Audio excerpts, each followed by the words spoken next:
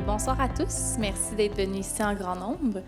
Donc, je m'appelle Josiane de Rome, du service des communications. Je vous souhaite la bienvenue. Donc, avant de commencer, je veux juste vous avertir qu'on filme la séance de ce soir. Cette séance va être après ça publiée sur notre site web et le lien va être disponible sur notre infolette et sur Facebook. Donc, ce soir, nous avons le plaisir d'accueillir parmi nous les personnes qui vous présenteront le fruit des démarches et des consultations publiques menées dans le cadre de la dynamisation des noyaux villageois. Donc, nous retrouvons Olivier Legault, le directeur général de la firme Rue Principale qui a accompagné la Ville dans sa démarche. Nous avons la directrice générale de la Ville, Audrey Cazat, le directeur du service de l'urbanisme, Jonathan Chevrier, accompagné de la conseillère en urbanisme, Laurence Goujon. Nous avons aussi la directrice des travaux publics et de l'ingénierie, Caroline Pelletier, accompagnée du chargé de projet, Gino Lally. Et bien sûr, vos élus. Nous avons le maire Charles Meunier. Nous avons du district numéro 1, Nathalie Wilson. Du district 2, Catherine Larose. District 3, Juliette Rochman. Et du district 4, Caroline Kennel. Et les conseillers du district 5, Élie Forêt. Et district 4, Caroline Kennel. Ah, non, excuse.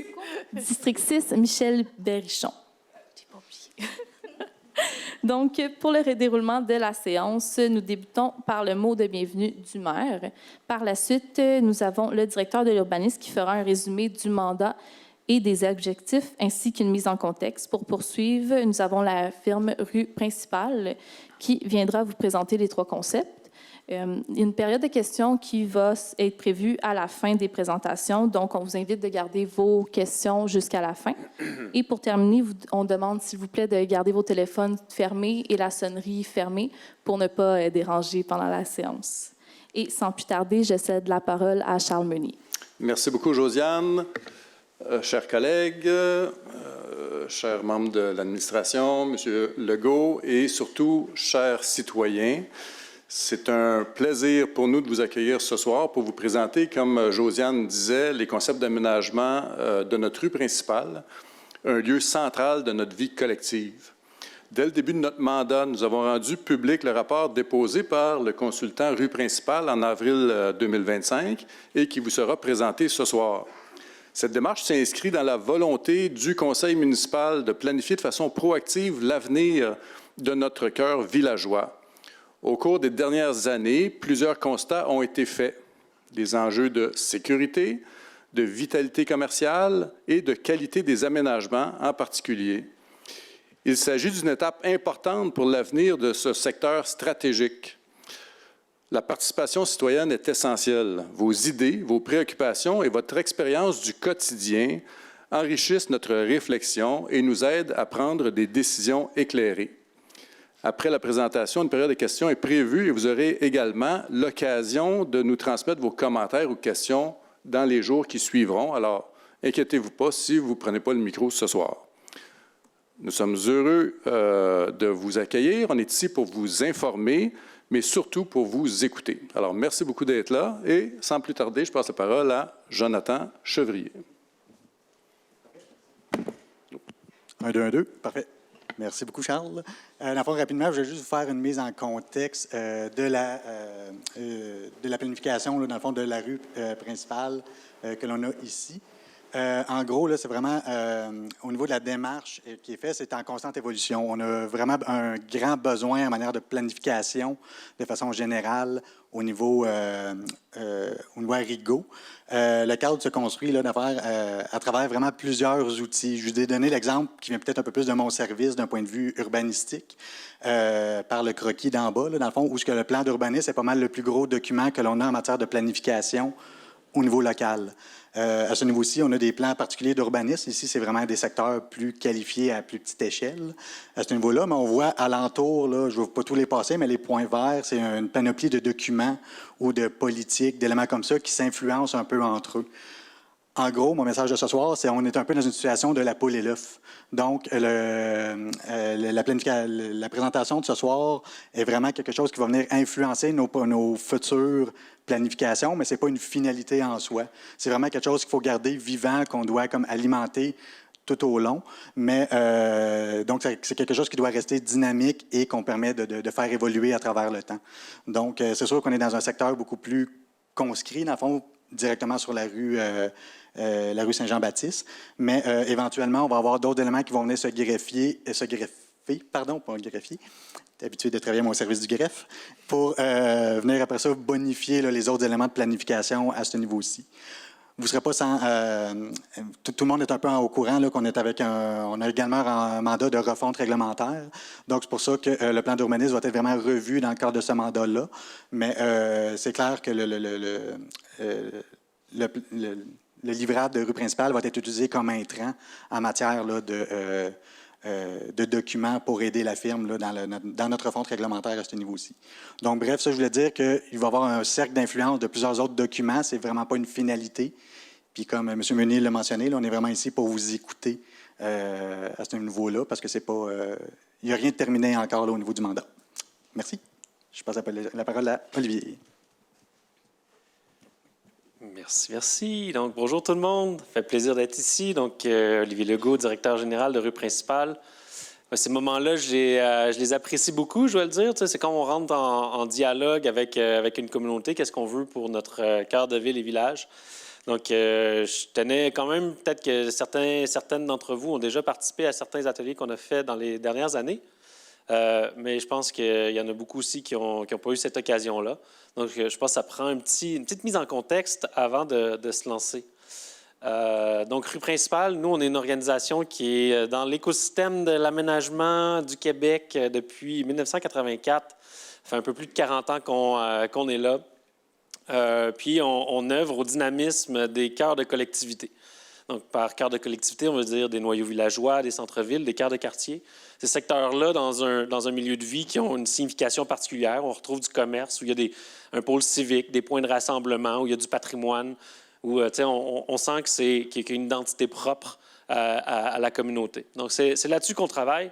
Vous avez entendu beaucoup d'angles différents. On veut parler de marketing, on va parler de gouvernance, on va parler de développement économique, mais on va aussi parler d'aménagement, naturellement, de restauration patrimoniale, parfois même d'optimisation du territoire, des termes plus urbanistiques de gestion du territoire.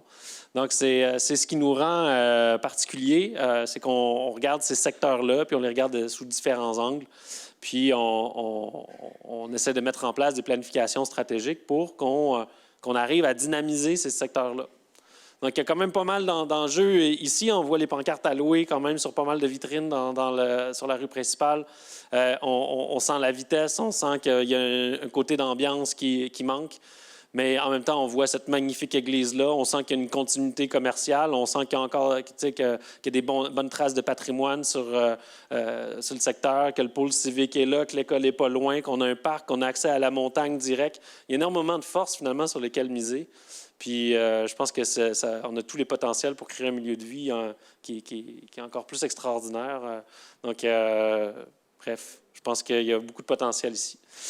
Donc, on fait du service conseil, des projets spéciaux de recherche essentiellement. Puis, on a un réseau de membres qui sont dans les 16 des 17 régions du Québec. Donc, on est vraiment ancré dans les initiatives des différents types de communautés qui essaient de dynamiser leur centre-ville, leur noyau villageois. Donc, on se base un peu là-dessus pour nos recommandations et entrer en dialogue avec les gens. Donc, l'objectif, il y a un mandat qui nous a été confié en 2023 pour réaliser une démarche qui est dans l'esprit de ce dont je parle depuis tout à l'heure, d'arriver avec une planification stratégique pour dynamiser le noyau villageois. D'emblée, il y avait le MTQ qui disait, bon, ben regardez, arrêtez, il y a beaucoup de demandes à la pièce, là. Est-ce qu'on peut avoir un plan d'ensemble pour aménager la rue principale? Puis il y avait une volonté de la population là, de sécuriser, de se sentir plus en sécurité sur la rue. Donc, spécialement pour la marche. Donc, c'est ce qu'il y a, c'est un peu la genèse du mandat. Donc, sans passer dans les détails, là, il y a quand même eu 4 ateliers qui ont été faits pour arriver avec une vision, dont un atelier 4 là, qui était sur l'aménagement de la rue principale. Il y avait au début 5 scénarios qui ont été, sur lesquels on travaillait avec les gens qui étaient présents. Aujourd'hui, on vous présente 3 scénarios qui sont extrêmement embryonnaires, en fait. Tout peut changer là-dedans. C'est juste, ça va être quoi la logique sur laquelle on va se baser pour réaménager, arriver avec un plan concept qui est plus détaillé. Donc, on est vraiment à un moment où on trouve ça important d'avoir votre point de vue, être capable de vous écouter. Puis, il n'y a pas de projet là, détaillé qu'on essaye de vous convaincre que c'est la meilleure affaire. On évalue 3 scénarios, ils sont sur la table, puis on regarde avec vous qu'est-ce que vous voyez là-dedans qui pourrait marcher, qu'est-ce qui pourrait moins marcher, qu'est-ce que vous en pensez. Donc, on est à cette étape-là. Donc, je pense que c'est un moment où vos contributions peuvent vraiment avoir de l'impact. Donc, c'est important de le dire. Donc, l'objectif de l'atelier, c'est ça, c'est de présenter des scénarios d'aménagement de la rue Saint-Jean-Baptiste et de recueillir les commentaires et les préférences des citoyens. Donc, il y a certaines balises de la séance. Je pense qu'on est tous capables d'arriver avec des commentaires qui sont constructifs. Toute opinion est bonne à dire. Il y a toujours une manière, n'est-ce pas? Puis, on est là pour écouter vos commentaires constructifs, vos préoccupations, puis répondre à vos questions s'il y en a. On souhaite quand même qu'on se porte dans une vision d'avenir de la ville, de son développement. Il y a une boîte à suggestions qui est juste là. Vous avez vu, ça a un élément de design très démocratique. C'est une ancienne boîte de vote qui a été reprise pour recueillir vos suggestions. Donc, vous pourrez bien entendu les écrire si jamais le micro, c'est moins votre truc. Puis, les discussions de ce soir vont influencer la réalisation du plan concept, comme je venais de le dire. Donc, sans plus tarder, on va parler des orientations d'aménagement, puis ça va nous mener au scénario. Donc, ce qu'on avait recueilli comme information jusqu'à maintenant, c'est que, que la sécurité, le confort et le verdissement sont centraux dans la manière d'envisager le réaménagement de la rue. Donc, il faut élargir les trottoirs, ajouter une nouvelle trame végétale. Donc, ici, on a mis certaines contraintes, là, étant donné qu'on est aussi sur une route du MTQ, une route à numéro. On ne fait pas nécessairement ce qu'on veut. Ça arrive avec des balises. Donc, le MTQ, on s'entend, est de plus en plus ouvert à travailler de pair avec les municipalités, mais ils ont quand même leurs balises qu'il faut respecter. Donc, quand on arrive avec un plan global d'aménagement, leur démontrer qu'on a compris leur tome d'aménagement, le tome 5 particulièrement, ça aide. Donc, essentiellement, c'est sûr qu'il y a une variabilité, là, mais c'est important de dire dès le début qu'on a environ 15,5 mètres d'emprise publique. Donc, vous allez voir que finalement, ce dont on parle aujourd'hui, c'est de géométrie de base pour voir qu'est-ce qui peut rentrer dans cet espace-là. Donc, on veut agrandir les trottoirs. Idéalement, on veut un 2 mètres minimum ou dans le cas de contrainte majeure, 1,8 mètres. Donc, 2 mètres, là, donner une idée, 2 poussettes qui se croisent sur la rue, il y aura des roues qui vont être un peu au-dessus de l'asphalte. Donc, ça prend idéalement un petit peu plus pour avoir ce type de confort-là. À 2 mètres, on peut marcher une petite famille ensemble avec une poussette puis un enfant à côté. Ça, il n'y a pas de problème. Donc, ça vous donne un peu cette idée-là. Il y avait la volonté de végétaliser la rue. Donc, une fosse de plantation pour arbres, c'est généralement 1,5 à 3 mètres de large. Donc, ça vous donne une idée. Puis des fosses pour des graminées, des plantations basses, des fleurs, un demi-mètre, ça peut faire l'affaire. Puis on peut rajouter des avancées de trottoir à certaines intersections pour réduire le temps de traverse puis sécuriser les transports actifs. Donc ça, c'est quelque chose qui est aussi possible dans les aménagements. Puis ajouter des feux, des arrêts, des traverses piétonnes, toute la signalisation clignotante qui dans le fond, qui peut aider à ralentir le trafic, à souligner qu'il y a une traverse qu'on peut actionner parfois. Donc ça, c'est des éléments avec lesquels on peut jouer pour assurer une meilleure sécurité. Suite à ça, il y a naturellement le stationnement qu'on veut garder une certaine accessibilité. On veut le maintenir pour... les commerces ont généralement besoin de stationnement. Du moins, c'est ce que j'entends quand je vais à la rencontre des commerçants. Donc, on veut maintenir une offre qui est suffisante, mais on veut aussi trouver cet équilibre-là. Donc, ce qui était dit lors des ateliers, c'est qu'il a cette volonté-là de garder au minimum une voie de stationnement sur la rue Saint-Jean-Baptiste, mais avec des mesures pour relocaliser certains autres stationnements si possible. Naturellement, c'est toujours bien d'avoir une étude de stationnement pour avoir un portrait du taux d'occupation. Mais une ligne de stationnement, c'est généralement 2,5 mètres de large. Donc, on parlait d'améliorer la signalisation des stationnements hors rue, peut-être même d'inciter les commerçants à mieux indiquer leur stationnement en arrière-lot. C'est quand même quelque chose qui est disponible, qui participe au stock de stationnement qu'on a disponible autour de la rue Saint-Jean-Baptiste. Donc, c'est quelque chose qui est à mettre en valeur nécessairement. 3, bien, nécessairement, il faut respecter les normes du MTMD. Je parle du MTQ depuis tantôt, mais c'est vintage comme nom. Il a changé, je pense qu'il y a au moins 2-3 ans, pour le ministère des Transports et de la Mobilité durable. Donc, là, il y a plusieurs, critères, c'est-à-dire qu'une voie de circulation doit être de 3 mètres au minimum. Quand c'est bordé d'une voie de circulation ou d'une voie de stationnement. Quand c'est bordé par un trottoir ou une séparation physique, il faut qu'on ait 3,5 mètres de large. Donc, il faut qu'on soit capable de gérer l'andin de neige quand on doit déneiger. Donc, ça augmente quand on a le trottoir qui est collé. Ça nous mène à avoir aussi une zone tampon de 0,7 mètres.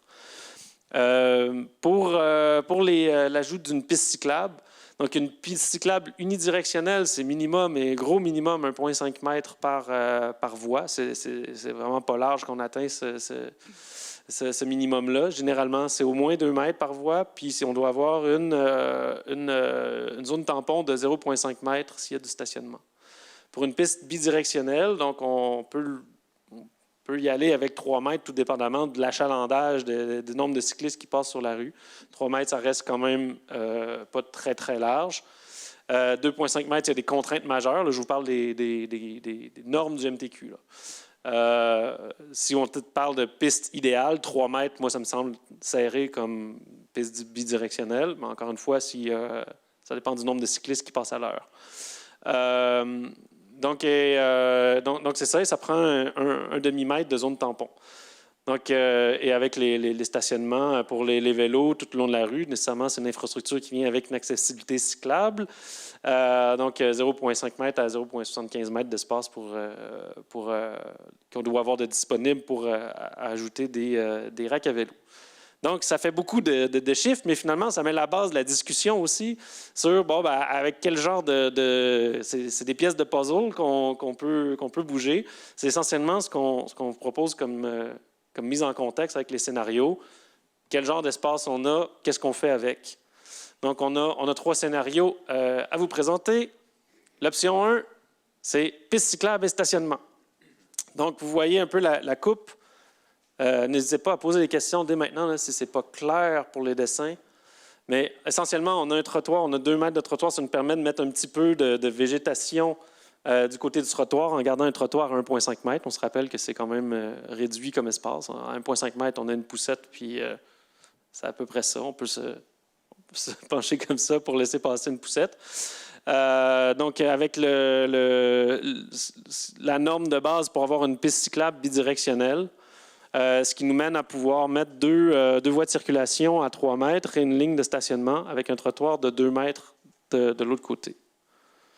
Donc, c'est essentiellement ça. Donc, je viens pas mal de le décrire. On a un petit peu de végétation, on regarde le stationnement, on a le trottoir.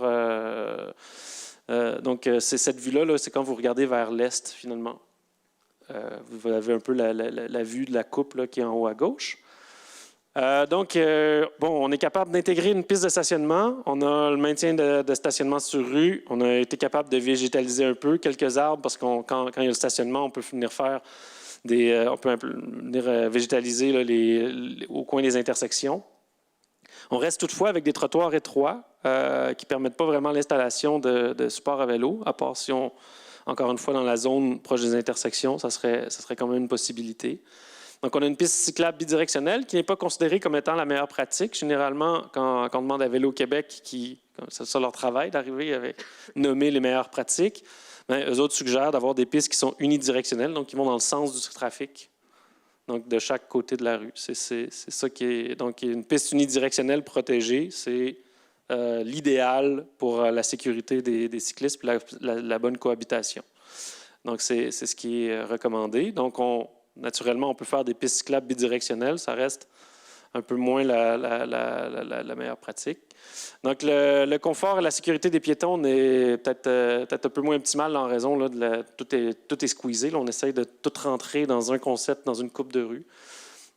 Puis le verdissement est limité. Donc, à l'option 2, donc là c'est sûr qu'on teste l'idée de voir, bon, on est-tu à l'aise d'enlever le stationnement sur la rue principale en se disant que les stationnements derrière l'eau et sur les rues parallèles peuvent pallier à la situation. Je vois déjà les faces qui doutent, mais peut-être qu'il y a des gens qui appuient aussi. On verra. C'est sur la table. Donc ici, on gagne quand même de la largeur de trottoir essentiellement. Hein. C'est là que le gain est redistribué. Mais ça nous force à rajouter quand même des zones tampons de 0,7 m, comme vous voyez là. Donc, il faut en sorte que ça limite le gain finalement qu'on a à agir comme ça. Donc voilà. Donc, on a réussi à intégrer une piste cyclable. On a des trottoirs plus confortables. On a l'ajout de 2 bandes plantées. En fond, on en a une de chaque côté de la rue. Donc, dans le premier scénario, on était juste capable d'en mettre une seule. On a une piste bidirectionnelle qui est, encore une fois, pas considérée comme la meilleure pratique. Puis le verdissement qui pourrait être plus intéressant. Donc, quand on regarde finalement au niveau de qu'est-ce que ça nous permet, en haut à gauche, là, on a une image d'un trottoir qui est à peu près de cette largeur-là avec une bande végétalisée. Bon, là, on a quand même un bel arrangement floral. Là, on veut quand même montrer ça sous son meilleur jour. Mais ça fait quand même ce type de plate-bande-là, là, si on regarde en termes de grandeur. Aux intersections, on peut arriver avec des saillies de trottoir. Donc, ce que je vous montre en haut, au milieu, ça montre les avancées de trottoir qui peuvent sécuriser les intersections. C'est un peu la même image en haut à droite. La piste cyclable là, de 3 mètres avec une petite zone tampon, c'est ce que vous voyez en bas à gauche. Donc, ça peut se faire relativement facilement avec du lignage et des bollards. On peut aussi sécuriser les intersections en faisant des interventions plus tactiques, là, où on va créer des protections en béton qui vont venir sécuriser le tout davantage. Vous avez juste en bas dans le milieu là, l'exemple d'une intersection qui combine la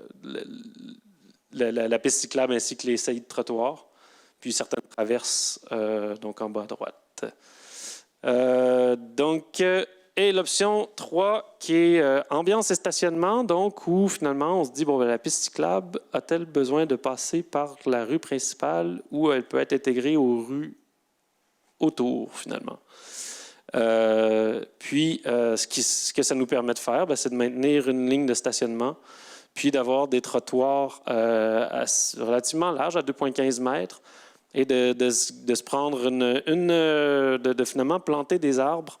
Donc, on aurait le 1,5 mètre là, pour ajouter de la végétalisation et planter des arbres. Naturellement, les arbres viennent aussi donner un effet de rétrécissement de la chaussée. Puis, c'est le genre de mesure qui contribue fortement à ralentir la vitesse des véhicules. Donc là, on vient avec une voie de 3 mètres, une de 3,5 mètres. Donc, on peut avoir un 3 mètres dans la ligne de droite, étant donné qu'on borde une ligne de stationnement. Donc, finalement, si on se dit, bon, notre réseau cyclable, qu'est-ce qui doit connecter? C'est sûr qu'on doit s'ancrer dans un plan d'ensemble sur le développement du réseau cyclable. À qui il s'adresse? Et est-ce qu'il y a besoin finalement de longer toute la rue principale ou on peut prendre les voies parallèles? Puis on vient combler l'objectif. Donc ça fait partie des questions que moi je me pose quel scénario serait potentiellement le meilleur. Je serais curieux de vous entendre sur vos interprétations de cette question en particulier. Voilà, piste cyclable, il n'y a évidemment pas de piste cyclable. Les trottoirs, on a quand même une largeur qui est vraiment décente. Végétalisation, c'est là que le gain est. Donc, ça nous donne la place pour avoir une qualité d'aménagement qui est supérieure. Puis, on a le stationnement du côté sud qui, encore une fois, nous permet de faire des avancées de trottoirs d'intersection pour les sécuriser si nécessaire. Donc, c'est essentiellement ça qu'on dit. Donc, voilà, je pense que c'est clair. Donc, où est-ce que ça passerait? Une piste cyclable, si ça ne passe pas sur la rue Saint-Jean-Baptiste. Donc, bien entendu, il y a le projet du chemin de fer qui est dans les cartons, qui n'est pas un projet évident. Il faut s'arrimer avec toute la région, essentiellement, pour que ça marche. Donc, il y a les contraintes, mais en même temps, c'est un projet qui a un réel potentiel intéressant. Puis, il y a les rues au pourtour, dans le fond, où on crée des axes nord-sud et en arrière de la rue principale qui permettent quand même d'assurer une certaine connectivité. Excusez-moi, je dis rue principale, c'est l'habitude, sur la rue Saint-Jean-Baptiste. Donc, qui permet quand même de créer un réseau qui est intéressant. Puis, vous voyez qu'il y a deux zones en bleu, essentiellement proche de la gare, puis un petit peu en bas à gauche, où on peut avoir de la bonification de l'offre de stationnement sur rue. Puis finalement, tout ce lien-là entre le parc qui borde la rivière et la gare, en passant par le petit parc de l'Hôtel de Ville, où il y a un potentiel de créer vraiment le cœur du cœur, le cœur du village. Donc, il y a tout un projet là qui pourrait être intéressant, qu'on pourrait faire l'objet d'une autre discussion.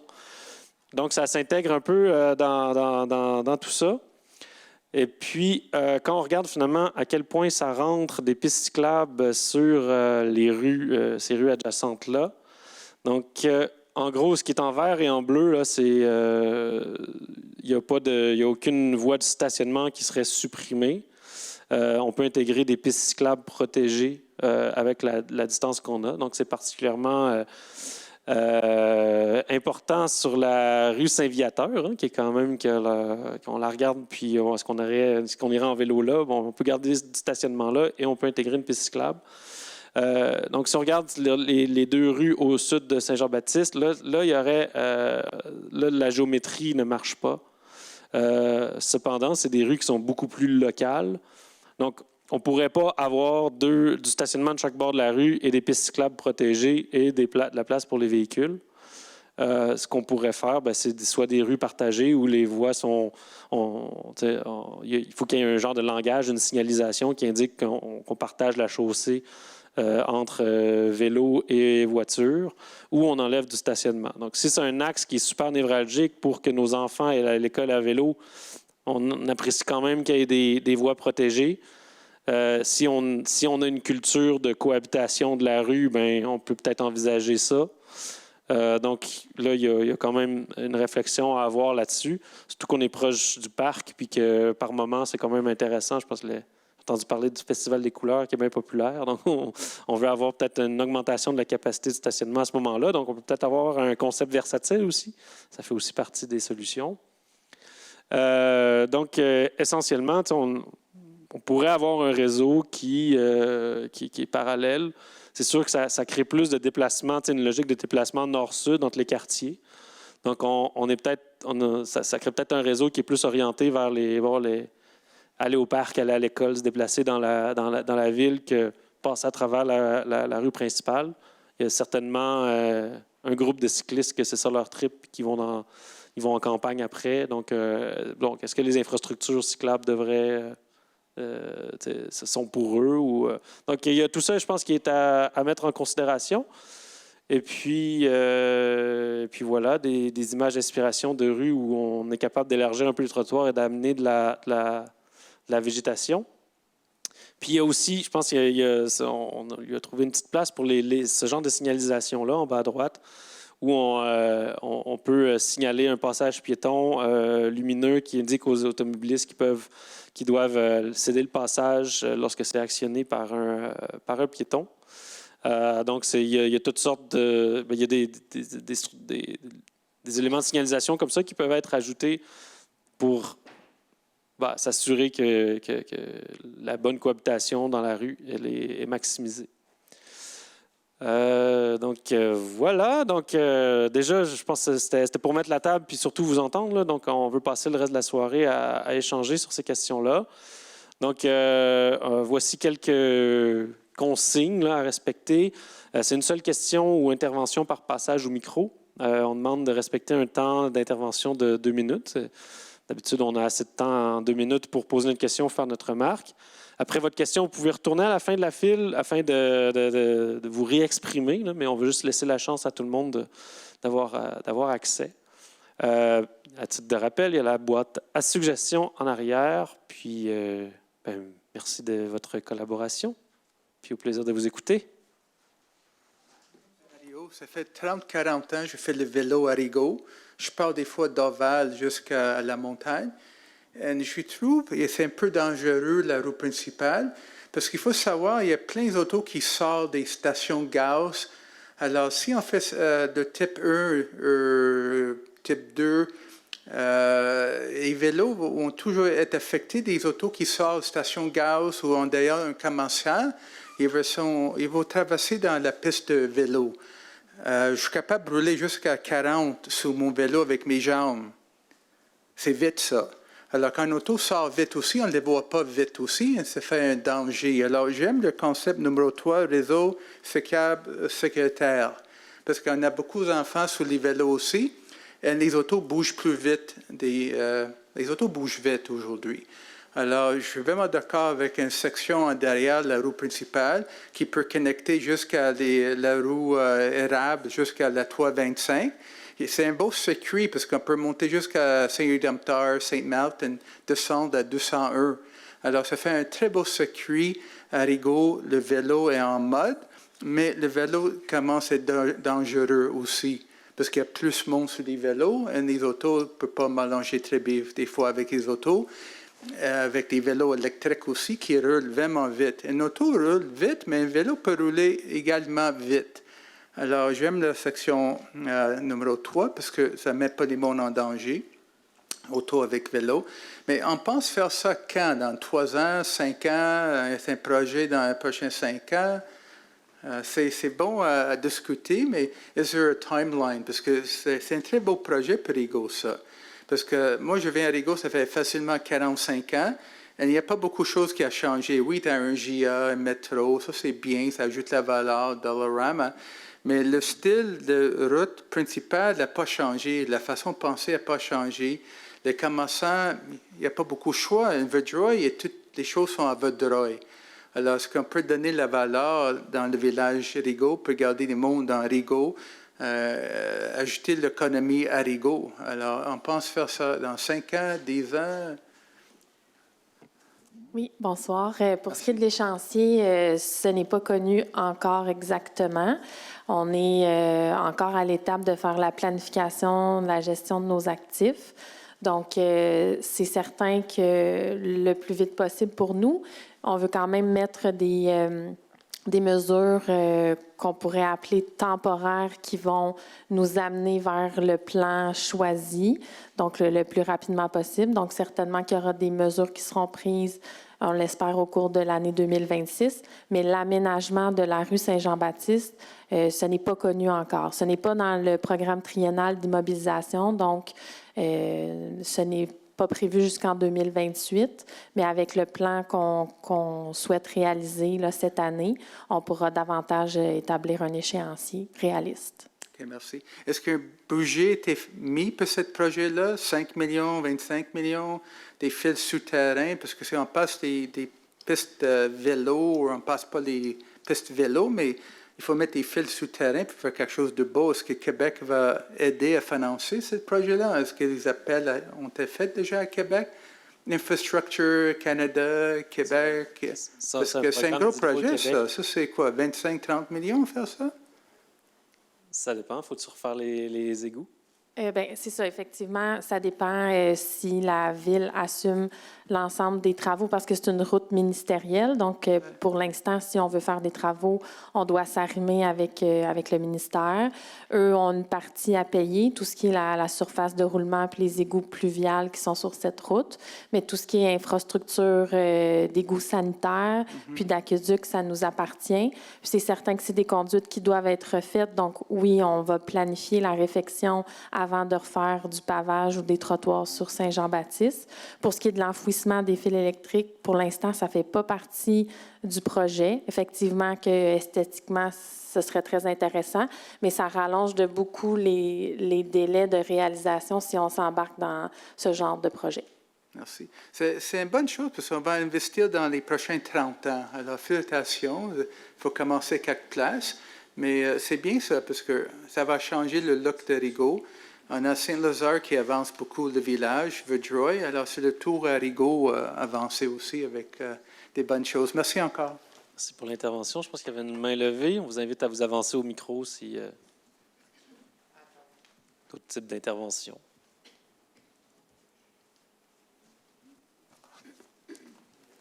Oui, bonjour.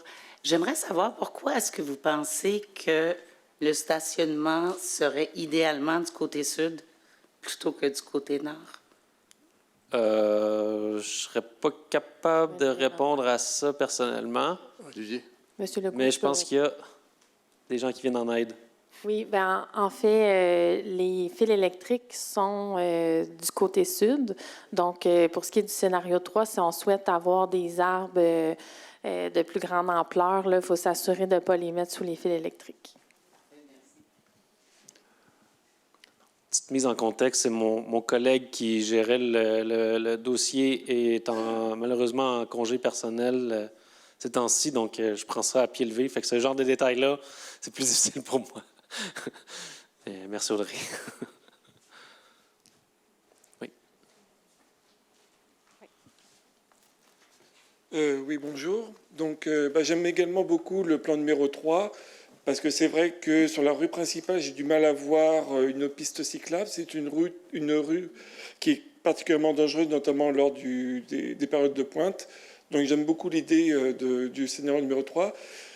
Cependant, je n'ai pas vu beaucoup de tout ce qui concerne la sécurisation des points accidentogènes de la rue. Je pense notamment des grands commerces comme le Super C et l'IGA, d'autres commerces aussi comme le Hardware ou le Pont-Maçon.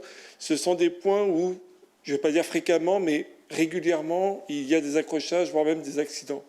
Est-ce qu'il y a des plans pour améliorer la sécurité sur ces points-là?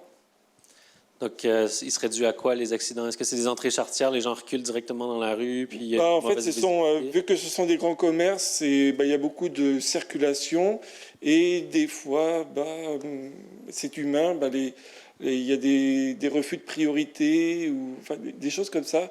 Donc, des fois arrivent des accrochages, voire des accrochages plus graves. Donc, je voulais voir ce que le plan ou même la ville aurait des plans pour améliorer la sécurité sur ces points-là. Mais dans le fond, ce que j'entends, ça faisait partie aussi du point précédent. C'est le nombre d'accès qui débouchent sur la rue principale. Ça fait énormément de flux qui arrivent, de points d'accès sur la rue principale. Oui. Donc, je pense qu'en faisant parce que là, on part du concept, après ça, on réalise des plans d'ensemble. Donc, on applique cette recette-là à la rue, mais en l'adaptant aussi à l'évolution de la rue. On n'a pas la même rue ici que quand on va près de l'autoroute, pas la même fréquentation piétonne non plus. Okay. Donc, il faut s'adapter à ça. Puis, il faut voir si on a des opportunités de réduire ce monde d'accès-là, peut-être des diriger vers des rues perpendiculaires. Donc, pour éviter qu'ils viennent trop fréquemment puis qu'on crée de la prévisibilité pour tout le monde. Donc, oui, il y a manière de travailler ça, mais c'est un très bon point à amener. Merci. Merci. Oui, Mario Séguin de Saint-Antoine. Pour arriver dans l'idée de monsieur, là, vous faites des schémas pour des pistes cyclables, mais les problèmes, ce n'est pas vraiment sur le droit, c'est aux intersections. Vous voulez faire des avancées sur les coins, mais la piste cyclable, elle va passer où? Puis les problèmes, c'est justement aux intersections qu'il y a des... Comme ici, au coin, il n'y a pas de tourner à droite, ou il a continué, puis il n'y a pas de tourner à gauche. Il y a simplement une voie ici, au coin de l'hôtel ici. Puis sur l'autre coin de rue, là, tu peux continuer, ou il y a un tourné à gauche. Mais là, il y a comme plus de possibilité de piste cyclable là. Puis en plus, si vous mettez des avancées, ça va couper la piste cyclable. Puis la deuxième problématique, c'est là, les trains ils ont fermé le pont. Ça fait que si on peut faire une piste cyclable sur la voie ferrée, bien, c'est condamné dans le budget. Il faudrait voir la réfection du pont ou comment est-ce que ça va se faire pour le pont de la voie ferrée. Il y a ça à faire, plus les pistes cyclables. Je ne sais pas comment est-ce qu'ils peuvent arriver. Ça, les problèmes, c'est vraiment aux intersections. Comment vous allez faire une avancée puis que la piste cyclable passe. Puis oui, c'est ça. On peut pas, en effet, vous avez raison, là, on ne peut pas faire une avancée quand il y a une piste cyclable. Donc, l'avancée de trottoir peut se faire quand il y a une ligne de stationnement, essentiellement. Donc, dans la loi, on ne peut pas avoir... Il y a le rayon de visibilité, là, le triangle de visibilité. Donc, légalement, là, dans le cas de la route, on ne peut pas... il y a 5 mètres à 5 mètres de l'intersection. On ne peut pas stationner, mettre de stationnement là, parce que c'est ça pour faciliter la visibilité des piétons et des véhicules. Donc, on se sert de 5 mètres là où on ne peut pas mettre de stationnement pour venir faire une avancée de trottoir qu'on peut végétaliser, ou mettre des supports à vélo, par exemple. Puis pour les piétons, ça réduit le temps de traverse. Mais comme vous l'avez bien noté, on ne peut pas le faire s'il y a une piste cyclable. Donc, on a ce gain-là d'un bord seulement dans l'option où il y a un stationnement. Puis la problématique dans votre plan d'aménagement, il faudrait que l'IGA sort une place, le métro sort à l'autre. Ça devrait arriver à la même place avec une lumière au coin, que tout le monde sort à l'intersection au même T, pas à 30 pieds ou 100 pieds de différence entre chaque.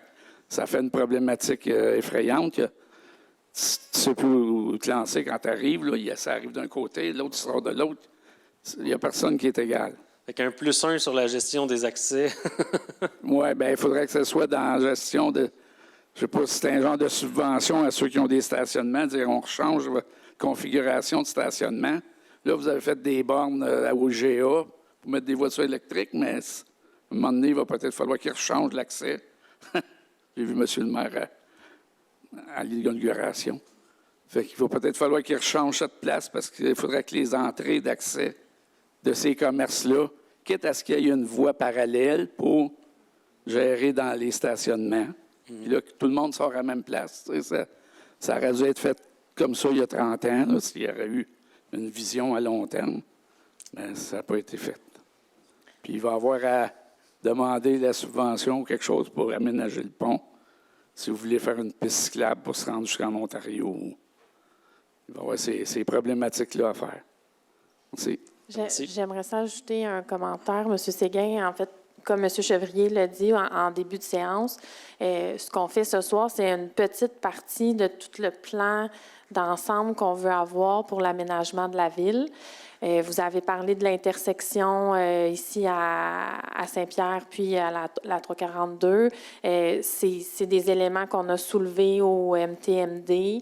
On veut analyser l'ensemble du tronçon pour avoir une meilleure idée de la circulation puis des aménagements de mobilité active qu'on pourrait y installer. Donc, la réflexion va se poursuivre pour qu'on ait un plan qui permet d'interrelier tous les emplacements. Puis certainement que les entrées charretières, on est conscient que c'est un grand problème sur la rue Saint-Jean-Baptiste. Puis on va essayer de trouver des solutions pour s'y adapter du mieux possible. Oui, puis je conclurai en parlant pour la voie ferrée. On a eu cette mauvaise surprise-là récemment, mais on a un plan d'action en place là, pour... disons, évaluer cette problématique-là et puis trouver des pistes de solutions. Alors, aujourd'hui, on n'a pas de nouvelles en lien avec ça, mais ça va venir éventuellement. Non, mais pour l'instant, il est condamné. Là, on ne peut pas passer du tout. Là, alors,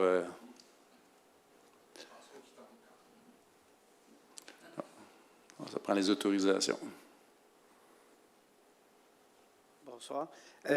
L'option numéro 3 semble bien intéressante. Par contre, j'ai une question. Ça a l'air d'être plus pensé dans un concept de vélo de plaisance, si je peux appeler ça comme ça, et non pas dans un mode de transport actif. Si j'utilisais mon vélo au centre-ville pour aller faire mes commissions, comment je me rends, dans le fond, dans les différents commerces sans avoir à passer sur les trottoirs ou justement sur la bande, ce qu'on veut éviter? J'ai pas vu rien qui me permettrait de me circuler en vélo pour me rendre directement au commerce. C'est une bonne idée d'avoir les rues, mais il faut qu'il y ait une façon par la suite d'accéder au commerce de façon active avec le vélo, par exemple.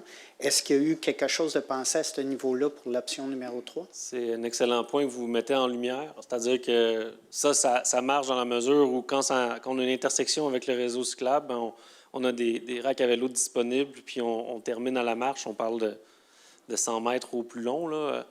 Donc, en effet, sinon, ça vous force à soit aller dans ce... Est-ce que je peux vous demander de remettre l'image de l'option numéro 3? Je voudrais juste voir quelque chose. Il me semblait qu'il y avait juste comme 3 points d'accès à la rue principale. On parlait de celle-là. 3 points d'accès, en effet. Donc, ça serait plus qu'à 100 mètres, non? Bien, la distance en... Parce que, mettons, je vais aller au IGA, tu sais, je peux passer par la rue d'en arrière, mais il faut que je revienne pas mal sur mes pas. Fait que, si j'ai quelques sacs d'épicerie parce que j'ai, par exemple, quelque chose pour transporter, je veux juste qu'on pense qu'il y a peut-être des gens qui vont l'utiliser de façon active là, pour... si on veut réduire, dans le fond, l'utilisation de la voiture, il faut aussi favoriser quand même un certain déplacement. Finir le dernier petit bout. Oui. Puis surtout dans le coin du IGA, c'est là où on dit, bon, ben il y a tellement de stationnement hors rue qu'à ce moment-là, ce serait peut-être le scénario 1 qui s'appliquerait, ou scénario 2, voire. Un autre point rapide. Je peux faire du... Oui. Si je peux faire du pouce sur ce que tu dis, Olivier, là, on vous présente des aménagements, on ne vous parle pas de surface d'aménagement, on présente comme si c'était en béton. Si tu peux remettre l'option 3, s'il te plaît. On présente comme si c'était en béton, mais il y a des options possibles au niveau de l'aménagement qui permettraient un roulement confortable des vélos. Peut-être qu'on pourrait, d'un côté ou de l'autre, on va regarder lequel serait le meilleur, mais mettre des trottoirs en pavage au lieu de les mettre en béton pour permettre un usage multifonctionnel d'un côté de Saint-Jean-Baptiste. Ce n'est pas quelque chose qu'on est fermé. Les largeurs nous permettraient peut-être d'avoir cette option-là pour ne pas tout perdre au niveau de la mobilité, effectivement, puis permettre un accès au commerce plus facile. C'était juste un point de réflexion. Là. Je comprends que... Bien, on y a pensé. Je voulais juste vous dire, tu sais, dans le fond, ça, c'est une idée, c'est une coupe. Ça ne veut pas dire que les matériaux sont choisis. Ça ne veut pas dire qu'on n'a pas pensé à d'autres options. Donc, on l'a dans notre... Donc, il y aurait des aménagements prévus pour pouvoir permettre aux vélos... Il ne faut pas couper tout le vélo sur la rue principale. Non, on est bien conscient de ça. Et avec la restriction des voies de circulation et le stationnement qu'on maintient, il va falloir prévoir un petit tweak quelque part pour pouvoir faire circuler les vélos. Donc, possiblement, d'un côté, les faire passer en multifonctionnel. Parfait. Merci. Ça fait plaisir.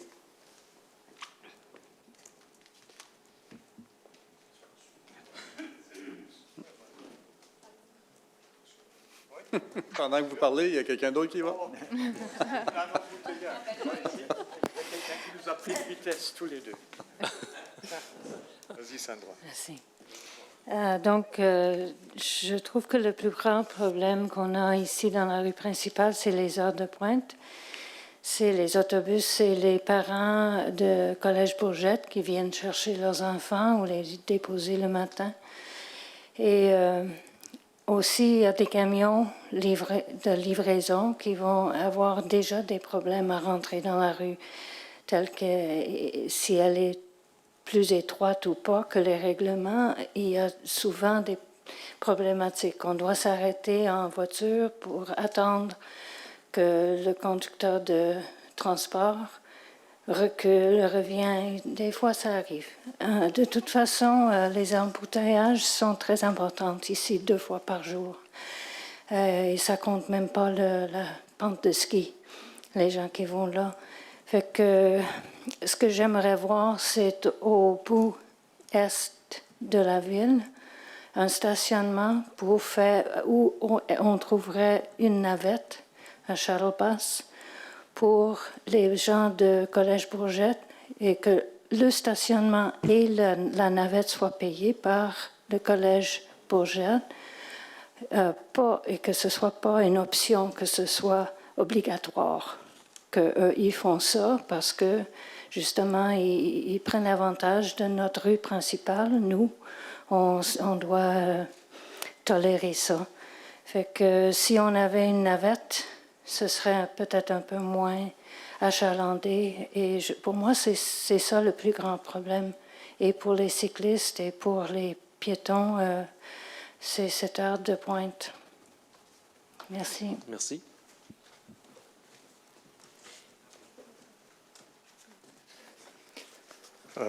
Oui, je voulais rebondir un peu sur ce que François disait avant.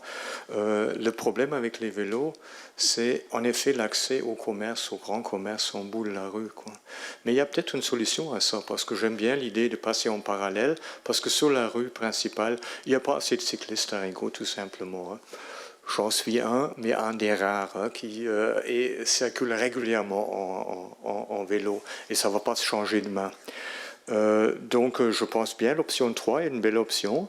Il y a peut-être quelques petites améliorations à apporter quand même. Je penserais par exemple à une piste vélo à partir de la rue à côté de l'Étoile. Là, vous voyez le restaurant, hein? Le dernier bout là pour sortir. Là, on n'a plus vraiment besoin de stationnement en rue. Il n'y a pas tellement de commerce de ce côté-là. Et ceux qui sont là, ils ont déjà leur stationnement privé à eux, quoi. Donc, ça sera peut-être une réflexion à avoir juste pour ce bout-là, pour aller jusqu'au grand commerce, centres commerciaux là au bout, quoi, qui pourrait très facilement après rejoindre le parc et les rues parallèles. Peut-être une solution. Moi, je pense plus que le plus gros problème pour moi sur cette route-là, c'est la vitesse de la circulation et la densité, quoi, à certains moments. Je n'ai rien entendu, et je sais pourquoi je n'ai rien entendu, mais je vais quand même le lancer, d'une limitation de vitesse à 30 km/h, par exemple. Je sais que le MTID ne veut pas de ça, mais on peut peut-être faire ça sur base volontaire, au moins, quoi, des grands panneaux pour dire volontairement 30, hein, ça sera déjà une idée. Parce que en réduisant la vitesse, vous enlevez beaucoup de problèmes sur cette rue-là, de dangerosité, les intersections. On a parlé des gens qui sortent du parking, des commerces qui sortent dans les intersections. Tout ça, en réduisant la vitesse, ça devient beaucoup plus calme et beaucoup plus gérable. Donc là, ça sera un gros point, je pense. Pour les piétons, j'imagine, je n'ai pas vu ça sur le plan, qu'à chaque intersection de rue, il y a un passage piéton. À chaque intersection, 6 fois, 7 fois sur la longueur.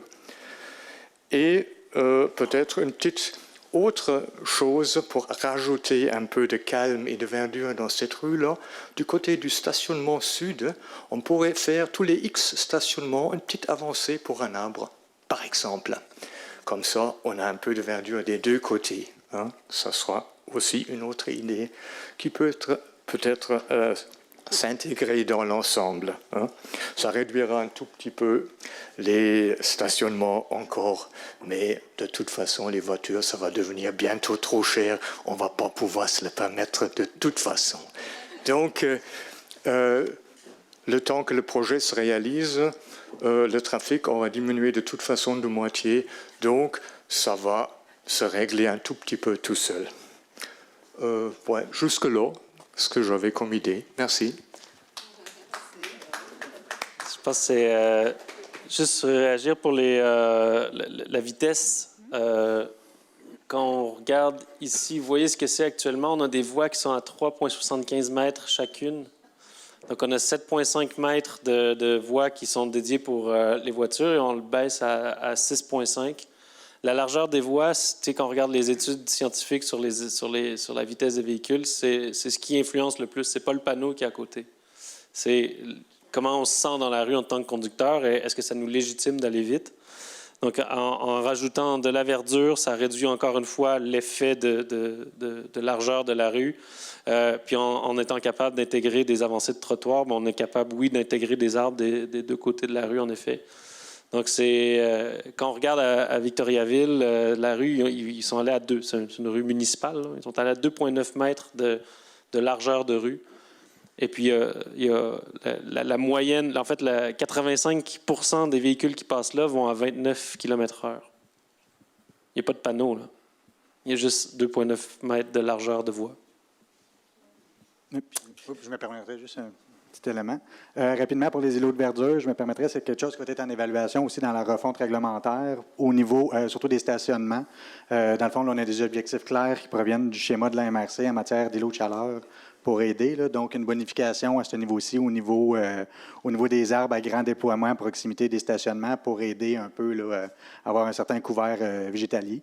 C'est sûr que ça va prendre quand même beaucoup de temps, avant que les arbres poussent et d'attaquer, excusez l'expression, là, mais un peu chacun des stationnements. Ça va être lorsqu'il va y avoir des modifications dans chacun de ces stationnements-là, mais c'est un des objectifs là, qu'on va avoir, qui est déjà noté pour la refonte à ce niveau-ci, là, clairement bonifier. Ça va aider, même si ce n'est pas directement à bordure de rue, ça va quand même avoir un effet sur l'ambiance de celle-ci là, au niveau de la végétation qui va être bonifiée là, à ce niveau-là. Excusez-moi. Parfois, ce sont les mots qui manquent qui me surprennent. Parce que la rue principale a été faite depuis X années, et pareil, certains le disaient, depuis 40 ans. Ça va être fait dans une dizaine d'années, 5 à 10 ans, si tout va bien, puis elle va être là pour une quarantaine d'années.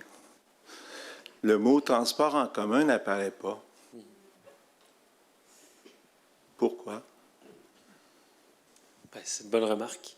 Je ne serais pas capable de répondre personnellement.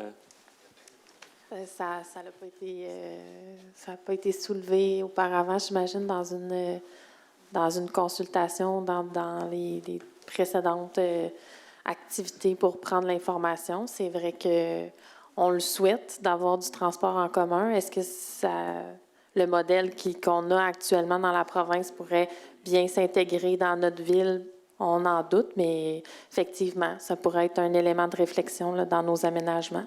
Mais je ne dis pas nécessairement qu'il doit apparaître sur la rue principale, mais au même titre que le vélo, d'avoir des accès, d'avoir en tout cas un point, parce que les autos, je veux dire, ça va être des voitures électriques, mais on sait que ça ne marchera pas pendant X années. Ça va être du transport en commun qui va apparaître. Puis il va falloir avoir des navettes, il va falloir avoir un petit peu de service. Puis c'est comme ça qu'on va conserver nos routes qui vont moins s'abîmer. J'imagine qu'on pourrait certainement utiliser une partie des voies de stationnement pour les transformer en voies pour le transport ou du moins en emplacement pour arrêter les véhicules de transport en commun, mais on pourra l'ajouter dans notre réflexion.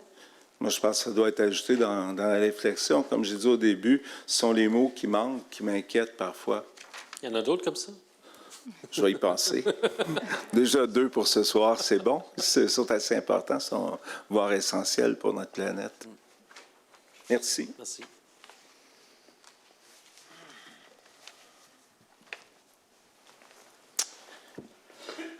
Hans Grunwald. Je suis content de voir qu'on se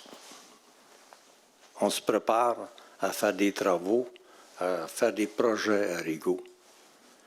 Parce que quand on ne fait pas de projet dans une ville comme Rigaud, il arrive une chose terrible. Tout vieillit en même temps. Puis là, ça devient des projets trop gros. On a fait des projets dans le passé. Je suis content de voir qu'on est en train de regarder le Saint-Jean-Baptiste. Puis je vois très clairement qu'on va avoir des dollars importants à dépenser sur la rue Saint-Jean-Baptiste. Je serais plus à l'aise si on commençait par prendre possession de la rue Saint-Jean-Baptiste. Pour ne pas avoir toujours à avoir les approbations du ministère pour ci puis pour ça. Si on veut baisser la limite de vitesse, ça prend avant que le processus, ça finit plus. Fait que si on a beaucoup d'argent à dépenser, dépensons-le chez nous. Je suis content de voir ça. Je pense qu'il y a moyen de trouver un milieu où le ministère ils sont peut-être prêts à dire c'est correct, on va s'en débarrasser. Mais à un moment donné, là, je pense qu'il faut commencer là. Parce que sans ça, les chiffres, là, ça va être assez important. Je suis d'accord aussi que ce que j'entends, là, il y a peut-être qu'il y a moyen de changer le trafic de place un petit peu, là, puis se servir d'autres rues en même temps. Fait que lâchons pas, parce qu'on a encore beaucoup d'ouvrages à faire, d'après ce que je peux voir. Ouais. Mais il y a en effet c'est des grosses démarches, mais il y a en effet des cas où la rue principale à Magog, c'était la rue 112, je crois. Donc, c'était une route à numéro qui a été municipalisée. Donc, ça existe, c'est pas facile, mais nécessairement, le ministère a énormément de kilomètres de route à s'occuper, puis ils peuvent être ouverts à alléger leurs actifs. Faut pas avoir peur des grosses jobs. Faut commencer au commencement. Oui. Merci. Merci à vous. C'est une bonne question. Je pense que plusieurs aussi se la posent. Nous aussi, on se la pose. On a eu une rencontre fort constructive avec le ministère récemment. On a parlé de plusieurs sujets, dont celui-là.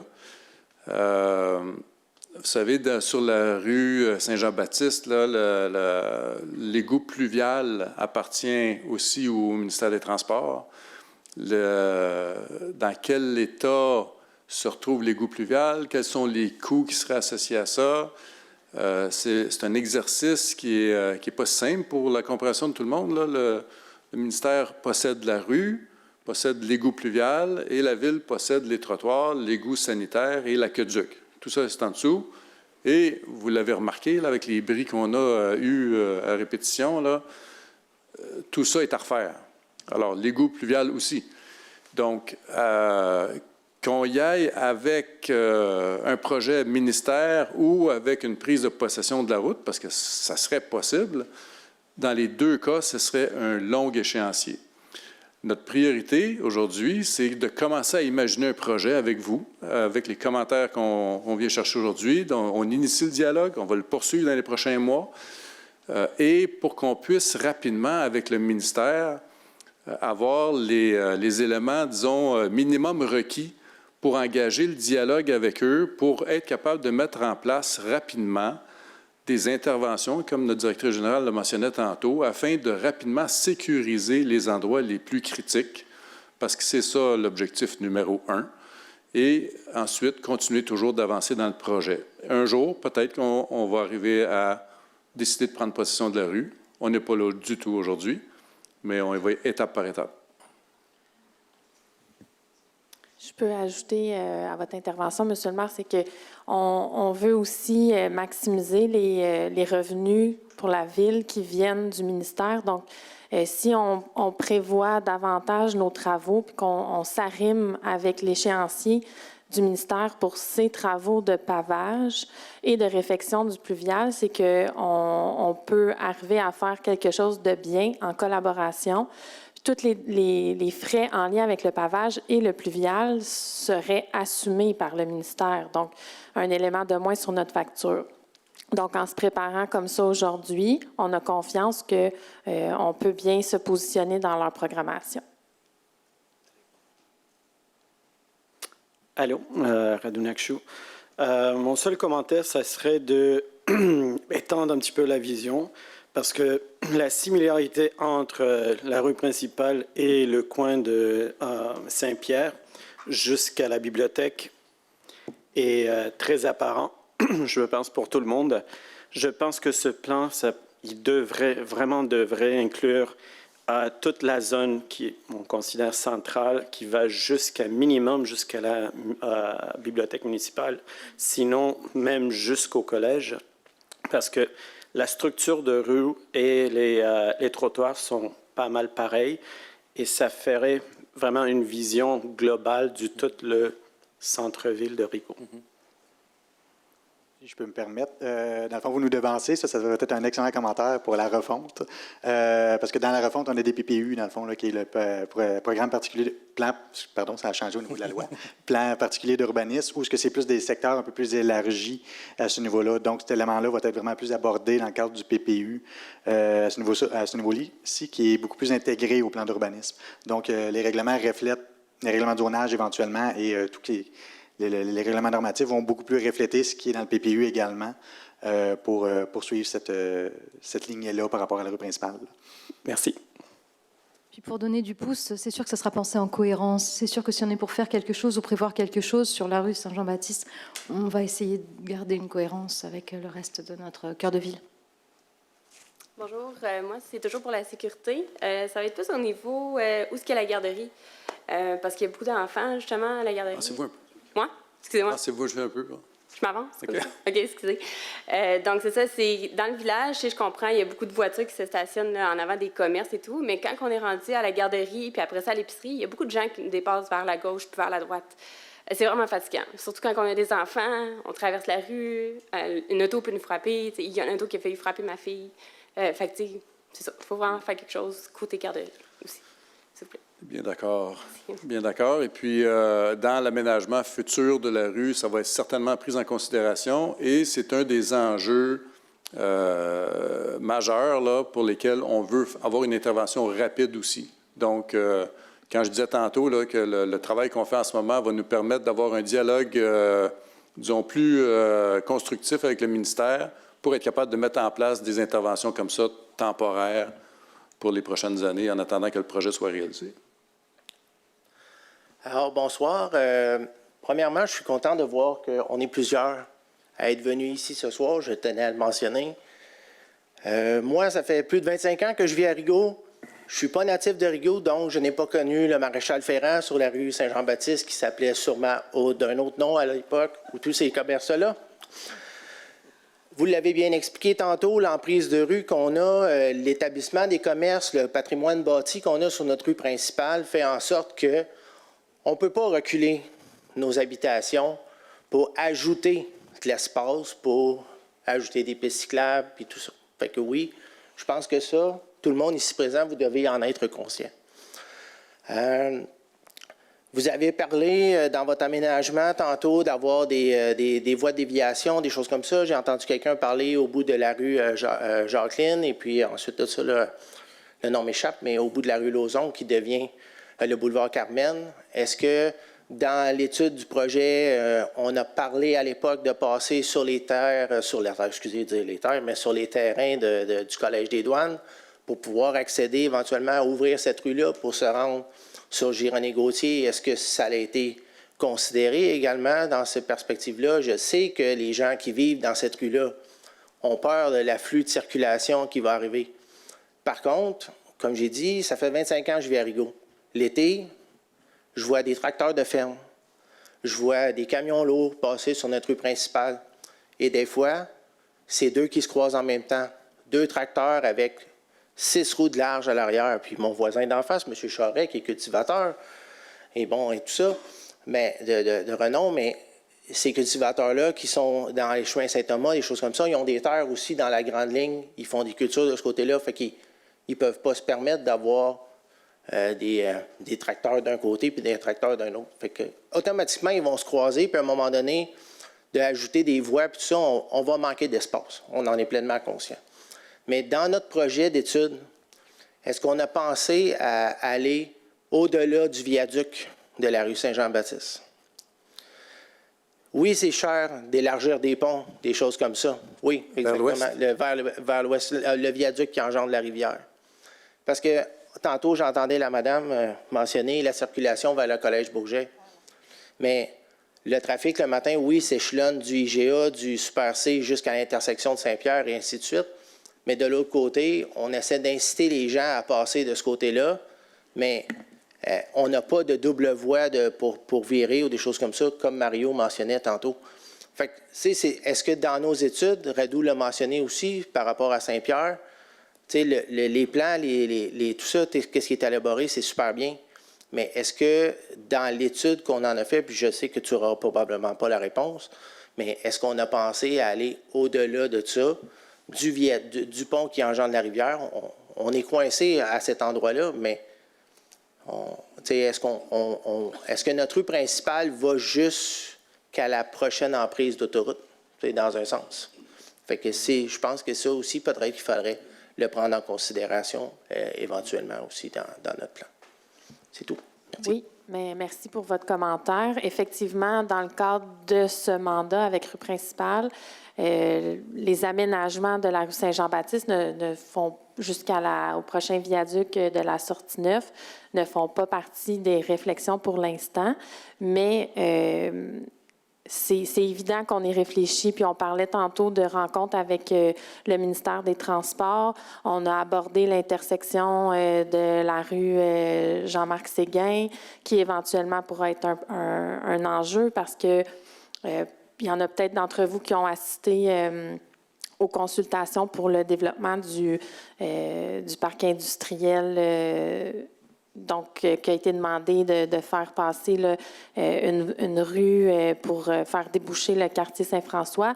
Donc, on sait qu'il va y avoir un afflux de circulation de ce côté-là aussi. Puis, c'est sûr qu'on veut prévoir les aménagements en conséquence, puis on ne veut pas déplacer le problème ailleurs. J'en ai parlé tantôt, on va avoir besoin de faire une étude de circulation plus large sur notre territoire pour faire de meilleurs aménagements. Donc, on est vraiment à la toute première étape, mais c'est certain qu'on apprécie ces commentaires-là parce qu'on a besoin d'avoir j'ai juste le mot en anglais, là, votre input sur qu'est-ce qui se passe sur le territoire. Donc, c'est toujours très, très apprécié de vous entendre à ce sujet-là, mais sachez qu'on prend ça très au sérieux puis qu'on veut l'analyser. Ça a aussi la qualité que tout le monde entend et différentes préoccupations, différentes sensibilités qui arrivent avec différents angles. Donc, ça met tout le monde au même niveau. Je pense que désolé, j'ai une deuxième intervention. Juste pour inputer, une autre suggestion peut-être pour le pont, parce que le pont, c'est vraiment un casse-tête, et pour les piétons et pour les vélos, n'en parlons même pas. Le pont sur la rivière Rigaud, je veux dire, mais c'est peut-être le plus simple de faire un pont complètement à part pour les piétons et les vélos. C'est un pont léger qui coûte pas cher, et tu élargis un tout petit peu la bande, tu gagnes les deux trottoirs. Juste une suggestion pour ça.